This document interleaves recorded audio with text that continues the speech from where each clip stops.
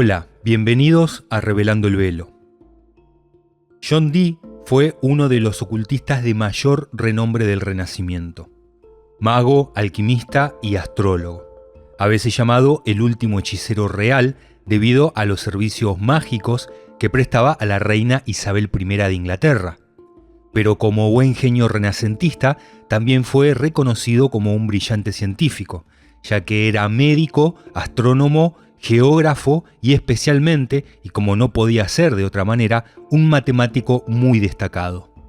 Ya que, como ustedes saben, las matemáticas están íntimamente ligadas a los misterios desde los albores de su existencia.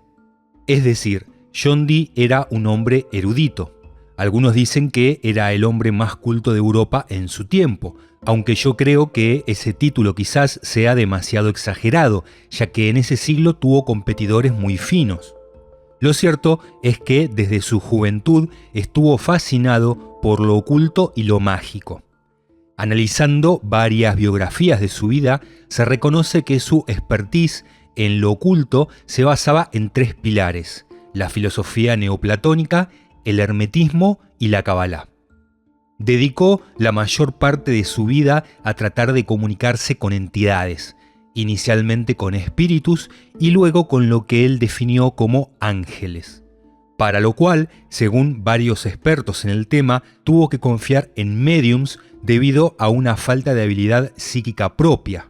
Hay una frase muy conocida dentro del esoterismo que asegura que vidente se hace, pero médium se nace. John Dee nació en Londres el 13 de julio de 1527. Su padre, un galés, era funcionario menor en la corte de Enrique VIII. Como es habitual en estos casos, John Dee mostró una mente rápida desde que era niño. Entró en el St. John College de Cambridge a los 15 años, haciéndose la promesa de que pasaría el resto de su vida estudiando durante 18 horas al día, comiendo durante 2 horas y durmiendo durante 4. No se sabe cuánto se apegó a este riguroso horario a lo largo de sus 81 años, pero sí que persiguió la búsqueda de conocimientos de todo tipo durante toda su vida. Después de obtener su licenciatura en 1545, se le dio una beca en la universidad. En 1546, el Trinity College abrió y John Dee fue transferido ahí como uno de los primeros becarios gracias a su maestría en el idioma griego. En esa época fue cuando la magia y la alquimia comenzaron a intrigarlo, ya que en el Renacimiento esos campos se consideraban estrechamente relacionados con la ciencia. Su intelecto e imaginación le valieron enseguida el apodo de hechicero. Dee encontró a Cambridge demasiado aburrida y de 1547 a 1551 viajó a Francia y el norte de Europa, dando conferencias y enseñando, pero también contactando con otros grandes ocultistas europeos. Causó sensación especialmente en París, dando una serie de brillantes conferencias sobre las obras de Euclides, un matemático y geómetra griego, y miles de personas acudieron a oírlo hablar. Dee fue fuertemente influenciado por los escritos ocultistas de Cornelius Agripa y también por una serie de reuniones con Gerolamo Cardano, un mago italiano muy amigo de Leonardo da Vinci, que aparentemente poseía la habilidad de la clarividencia. En varios aspectos, Cardano fue un personaje bastante parecido a Dee. De religión católica, fue procesado por la Inquisición debido a que confeccionó el polémico horóscopo de Jesús, aunque después de varios meses en prisión fue empleado por el Papa Gregorio XIII como su adivino personal. El Papa Gregorio, hay que decirlo, era un papa muy cercano a la orden jesuita. Pero no nos vayamos por las ramas. Por aquellos años, Dee estaba plagado de problemas de dinero, y como la mayoría de aquellos ocultistas, decidió que la alquimia podía proporcionarle la solución. Estaba decidido a ponerse en contacto con entidades espirituales que le ayudarían a lograr la piedra filosofal o encontrar un tesoro enterrado. La cuestión es que le prestaba mucha atención a sus sueños y trataba de interpretarlos, pero a excepción de pocas veces durante su vida, o así dicen sus biografías, Dee fue incapaz de ver u oír espíritus. Como se consideraba un cristiano decidido, se supone que los espíritus que buscaba eran ángeles, no demonios. Él aseguraba que la magia que perseguía era buena y no demoníaca ni malvada, aunque algunos dicen que si estaba buscando riquezas, quizás tenía más posibilidades de encontrar espíritus relacionados a lo más bajo que a lo más alto. Y su intenso deseo de comunicarse con el reino espiritual lo llevó a relacionarse con personas sin escrúpulos.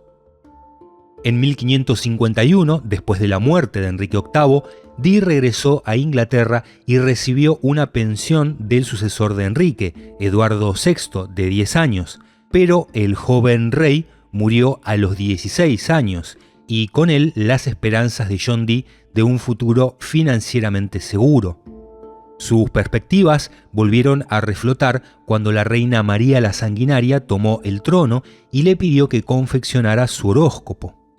También comenzó a visitar a la media hermana de la reina, Isabel, a quien María había encarcelado en la Torre de Londres y con quien logró una gran cercanía.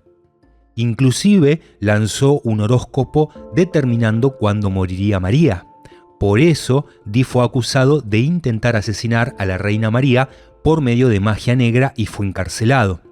También fue acusado de asesinar niños en experimentos de hechicería, causa de la que fue finalmente absuelto años más tarde por la reina Isabel, y de ser, palabras textuales, un socio de los infiernos y un conjurador de espíritus malvados y malditos. Aunque el cargo de traición sería levantado y declarado inocente y liberado en 1555. La amistad de John Dee con Isabel resultó muy beneficiosa para él, dado que María murió en 1558 y entonces su amiga ascendió al trono. La reina Isabel fue un personaje muy especial. Era la hija de Enrique VIII y Ana Bolena, su segunda esposa, que fue decapitada 2 años y medio después del nacimiento de Isabel. En poesías y retratos siempre era representada como una virgen o una diosa, y nunca como una mujer normal. No había existido una monarca como ella. Los súbditos la llamaban la reina virgen o la reina hada, y fue una mecenas incansable de la magia y del ocultismo. Vestía con ropas y joyas rebosantes de simbología oculta y con el rostro ya no maquillado, sino literalmente pintado de blanco como una reina pagana. Se dice que su presencia era seriamente impactante. Así de supersticiosa e interesada en las artes mágicas, consultó a John Dee desde el primer momento, pidiéndole que eligiera el día más auspicioso para su coronación en 1558. Así también le pidió al mago que eligiera a sus asistentes y sirvientes según su carta astral. Por esto, el horóscopo de Dee ganó gran favor en la corte y también empezó a dar lecciones a los cortesanos sobre las interpretaciones místicas encriptadas en sus escritos. Pero, por irónico que parezca, Isabel nunca le concedió la generosa pensión que ansiaba, y sus ingresos como astrólogo eran bastante escasos. Apenas fue capaz de comprar una casa junto al río en Morlake, hasta donde algunas veces solía acercarse la reina en compañía de sus cortesanos para que el mago le leyera el destino en su cristal de cuarzo ahumado o en su famoso espejo negro. Sobre estas visitas hay una historia muy particular, aunque en esto no podemos adjudicarle ninguna culpa a Dee. El cuadro más famoso que conocemos de John Dee lo representa efectuando un experimento científico frente a la reina en su finca en Morlake. Este cuadro fue pintado por el masón Henry Glindoni en 1913. Más de 100 años después, en el 2016, se realizó un examen de rayos X, lo cual es una medida de seguridad a la que se someten las pinturas clásicas para prevenir una futura falsificación. Es como si fuera la huella digital de una obra. Los expertos se encontraron con que la pintura originalmente había sido bocetada para representar a Dee en el centro de un círculo de cráneos humanos, por lo que la obra de Glindoni retrata bastante bien la personalidad de John Dee, un hombre que era a la vez tanto un científico como un ocultista. Dee realizó varias proezas. Vaticinó la aparición de un cometa, lo cual era uno de los trucos más viejos del mundo, ya que no implicaba ninguna habilidad mágica, sino solamente conocimientos de astronomía. En otra ocasión, se supone que contrarrestó un hechizo de muerte contra la reina, que fue descubierto cuando un hombre encontró un muñeco de ella clavado con alfileres en un campo. Por esto, Isabel le dio protección contra sus detractores que lo habían acusado de brujería y también lo absolvió del proceso todavía abierto por el supuesto incidente de los niños que comentamos antes. Catalina de Medici, reina de Francia y muy amiga de Isabel, fue otra de las clientas habituales de Dee. Catalina, como todos los miembros de su familia, era muy adepta al esoterismo y el ocultismo, y no tomaba decisiones personales o públicas sin consultar a una serie de adivinos y magos. John Dee solía ser consultado para adivinar la suerte y los pasos a seguir de sus hijos. Muchos teorizan que es probable que Dee modelara sus predicciones para adaptarse a los intereses de sus clientes, que principalmente eran de la realeza y la nobleza. Los modestos ingresos de John Dee le permitieron recolectar miles de libros, en su mayoría sobre ocultismo. Su biblioteca constaba de 4.000 libros y 700 manuscritos antiguos, y se hizo muy famosa por haber sido una de las mayores colecciones de este tipo en la época. La mayoría de los libros fueron rescatados de monasterios e iglesias católicas, saqueadas bajo las órdenes de disolución de Enrique VIII. Muchos otros de sus libros provenían de sus viajes. En Amberes, en 1563, encontró una rara copia de la estenografía, escrita unos 100 años antes por el abad benedictino alemán Johann Trithemius, que trata la magia y los números, pero sobre todo el tema de los cifrados y los símbolos. Es como una especie de Biblia de los códigos secretos, muy utilizada por los alquimistas renacentistas y poco después por rosacruces y masones. Esto inspiró a Dee a escribir su propio libro sobre esos temas, La mónada jeroglífica. Dee escribió 79 manuscritos en total, pero pocos fueron publicados hasta después de su muerte.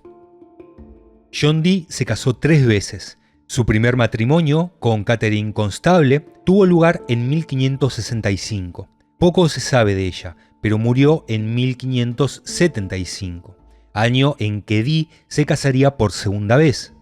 Su segunda esposa, cuya identidad es desconocida, murió en 1576 de la peste, y en 1578 se casó con Jane Fromond, mucho más joven que él. Esta mujer le dio 8 hijos. En 1580, Dee estaba completamente inmerso en la magia y la alquimia, y creía que estaba en comunicación directa con los ángeles. En 1581 tuvo una experiencia que puso su vida tras una nueva pista. A finales de una noche de otoño, estaba postrado en oración cuando supuestamente, según sus propias palabras, de repente brilló una luz deslumbrante en medio de la cual, en toda su gloria, estaba el gran ángel Uriel. El ángel le dio un cristal brillante y glorioso y le dijo que podía comunicarse con los espíritus mirando al cristal. Dee estaba extasiado ante esta perspectiva, pero sus esfuerzos no fueron fructíferos. Frustrado, Dee contrató a supuestos médiums para ayudarlo. Sus asistentes describían cosas mientras Dee tomaba notas. Su primera asociación fue con un joven llamado Barnabás Saúl, que se metió en problemas con la ley unos meses después. Así que para reemplazarlo, luego, en 1582, Dee contrató a Edward Kelly, un pícaro y un oportunista que había perdido las orejas como castigo por estafador.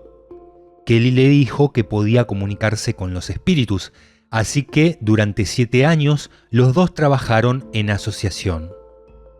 Inicialmente, Kelly impresionó a Dee mirando el cristal y afirmando ver ángeles.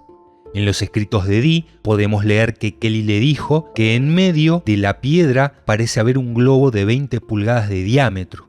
El globo brillante, supuestamente, contenía una serie de ángeles que hablaban en enoquiano, su idioma y el idioma del paraíso. Kelly pronto se mudó a la casa de Dee en Morlake.